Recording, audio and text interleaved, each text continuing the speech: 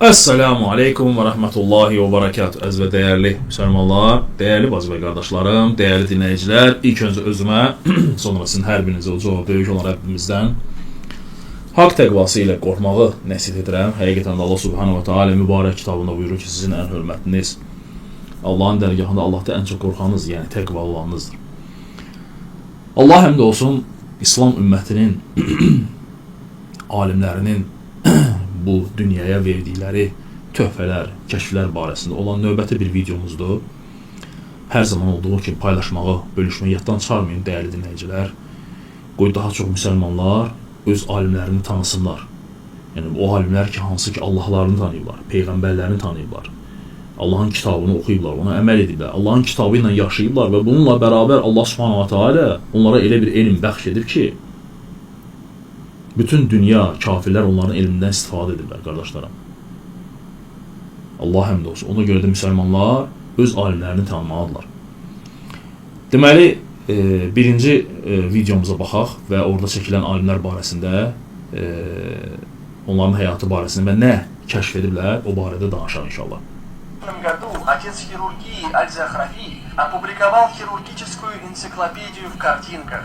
30-томная энциклопедия, известная как Китаб Аль-Тасриф. Deməli, Əz-Zahravi barəsində danışır. Əz-Zahravi, dəyərli dinləyicilər, müasir tibb ki var, hansı ki, deməli, həmin o tibbin, cərrahiyyənin əlaqəsüzdə, o tibbin də sahələri var içərisində, cərrahiyyənin atası sayılır. Əsl adı Əbul-Qasim Xələf ibn Abbas Əz-Zahravi, Əndəlüslü idi, Kordova yaxınlığında Əz-Zahra şəhərindən idi. Ona görə də ona Əz-Zahravi deyirlər. Məliki məzhəbindən idi, dəyərli dinləyicilər.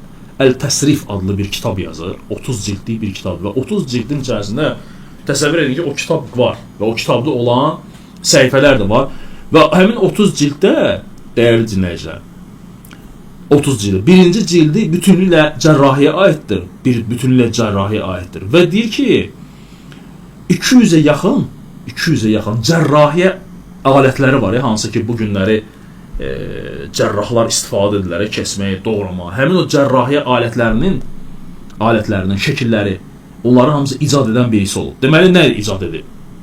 Bizim bugün istifadə etdiyimiz nəşlər, cərrah masası, qayçı, pinset, diş çəkmə aləti, hamısını o çəkib və təsvir edibdir öz kitablarında.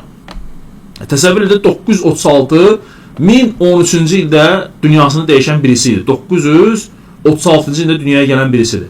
Və həmin o kitabında, 30 cildli kitabında bu cərrahiyyə alətləri barəsində, onların necə olması barəsində hamısını çəkib göstəribdir. Və deyir ki, ilk cərrahiyyə ensiklopediyasını, xora, qırıq, sınıq, doğuş, katarakta, diş, plastik cərrahiyyə və s. kimi hamısını həmin o kitabda qeyd edibdir. Hər şey vardır.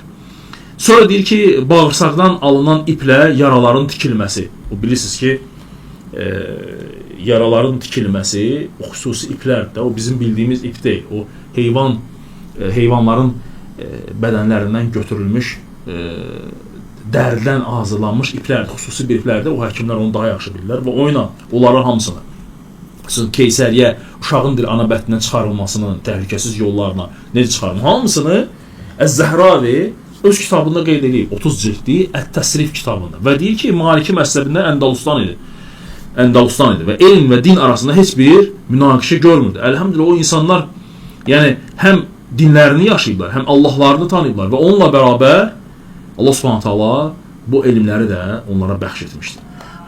Имеется разъяснение об около 200 хирургических инструментах. Многие инструменты были разработаны самим Аль-Захрави, видоизмененные, они используются и по сегодняшний день. Yəni bugünə qədər də həmin o alətlərdən nədir? İstifadə edirlər. Машина.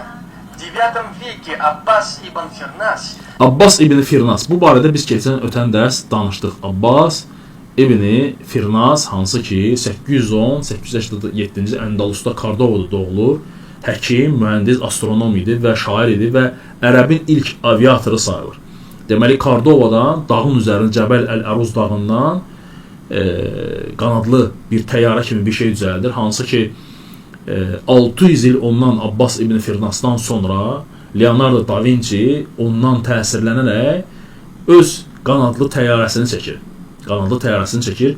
Lakin praktik olaraq Abbas ibn Firnas 810-cu ildə, yəni 852-ci ildə həmin o dağdan tullanan 10 dəqiqə uçuş eləyir oyuna. 10 dəqiqə oyuna uçuş eləyir və sonra yerə pis düşərək belini zədələmişdi. Abbas ibn Firnas был первым человеком, который попытался взлететь, используя механизм. Около Кордовы в Испании в течение нескольких минут он летал наверху, затем упал на землю, частично сломав свою спину. Без сомнений, одним веком позже его проектами был воодушевлен известный итальянский художник и изобретатель Леонардо да Винчи. Университеты с выдачей диплома. В 859 году в Фессе университет Карауин стал первым университетом с выдачей диплома, основанным Фатимой Аль-Фихри. Fatimə Əl-Fixri. Subhanallah lazım. Diqqət edin bu insan həyatını. Qadındır Fatimə Əl-Fixri. 800 və 880-cı illərdə dünyanın ilk universitetini qurur, qardaşlarım. Bu günləri o Avropa danışır, Qərb danışır, nə bilim, nədə olan adları. O universitetlər var, Avropada, İngiltərədə, nə bilim, Qərbdə, hansı ki ağız dolusu danışırlar. O universitetlərin heç 100 il, 2 əsr yaşları yoxdur, qardaşlar. Bu insanlar 10 əsr bundan əvvəl universitetlər qurublar və o universitetlər bugünə kimi fəaliyyət göstərir və arası dayanmadan tələbə yetişdirir. Diplomlu tələbələr yetişdirir. Dünyanın ilk universitetini qurub Fatimə Əl-Fihri. Adı Fatimə binti Muhammed Əl-Fihri Əl-Qureyşi. Ləqəbi Ümmül-Bənin. Oğulların anası. Allahu Akbar. 859-cu ildə Mərəkəşdə, Marokkoda, Fəs şəhərində Əl-Qaraviyyun mədrəsəsini qurur. Əvvəlcə mədrəsə olur, sonradan o nədir? Universitet. O vaxt atası da varlı tacir idi. Vəfat edəndə böyük miras qoymuşdu. Fatimə ilə bacısı Məryəm bu pulu elmə xərcləyirlər. Subhanallah lazım. Gör Allah Subhanahu taala, yəni onlara necə elm bəxş edir. Ona görə də qardaşlarım, vallahi ki, kim Allahın dinini yaşayacaqsa, Allah Subhanahu taala onun dünyasını da verəcək. O Peyğəmbər sallallahu əleyhi və səlləm bizlərə buyurur ki, kim deyir, dərdi dünya olacaqsa, dünyanı Allah taala ona verəcək. Axirətdə heç bir pay olmayacaq. Kimin dərdi axirət olacaq, Allah taala onun dünyanı istəmədən ona bəxş edəcək. Bu belədir. Yəni dünyanı istəmədən ona bəxş etmək nə deməkdir? Yəni dünyanın var dövləti deyil, bu elm, hər bir şey verəcək ona Allah taala. Tək sən Allahla, tək sən Peyğəmbər sallallahu əleyhi və səlləmin sünnəsindən yapış, Allahın kitabından yapış. Və deyir ki, Məryəm də, bacısı Məryəm də Fəsdə, Əndəlusda məscid tikir.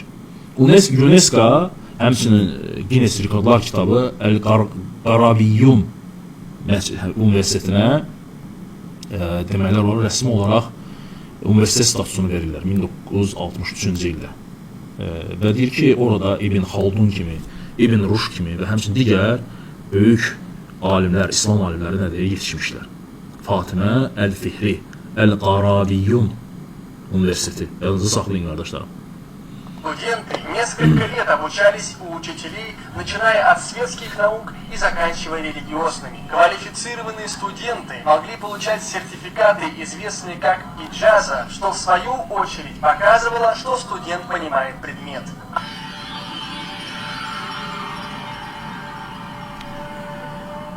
Bu da kim? Bu Meryem el-Usturlabi. Məryəm Əl-Usturlabi. Deməli, adı Məryəm olub 10-cu əsrdə haqqında çox az bir məlumat var. Hətta burada gətirilir, deyirlər ki, bir cümlə var onun haqqında. Tarixdə adı çəkilən ilk qadın astronom. Astronomiya alətlərindən birini düzəldib tarixdə Məryəm. Atası da həmin o alətlərdən düzəldən olub. Bu nə alətləri idi? Deyirlər ki, qardaşlarım, deməli, nə iş görürdü? Namazın nə üçün hazırlanmışdı o alətlər? Namazın vaxtını tapmaq üçün, qiblənin istiqamətini tapmaq üçün, ulduzların mövqeyini hesablamaq üçün və həmçinin dənizdə üzənlər üçün kompas. Və onun düzəltdiyi həmin o astrologlar o qədər dəqiq idi ki, sarayda deyir istifadə olun. O astrolog düzəltmək kişi işi idi. Lakin Məryəm həm kişi, həm qadın tələbələrə də dəstəyirdi. Tarixdə qadın alimlər az qeyd olunduğu üçün onun haqqında da çox az bir məlumat verilmişdi. Deməli, burada deməli bu həmin o dediyim kimi Londonda 2006-cı ildə Londonda çıxan İslamın qızıl dövrünün 600-cü ildə 1600-cü ilə qədər dünyaya verdiyi kəşflər barəsində olan kitabın əsasında çəkilmiş filmdir. YouTube-da var, ingilis dilindədir. Həmin o kitabda Londonda buraxılıb 2006-cı ildə 600-cü ildə 1600-cü ilə 1001 elmi kəşflər müsəlmanların. Və həmin o filmdəndir. Türk dilində tərcümə olunub, YouTube-da kimsəsi girib baxa bilər. Orada bəzi alimlər haqqında danışır və burada Məryəm haqqında da danışır ki, bəli, bu cür elmi işlərin görən bir qadın olur. Lamplar.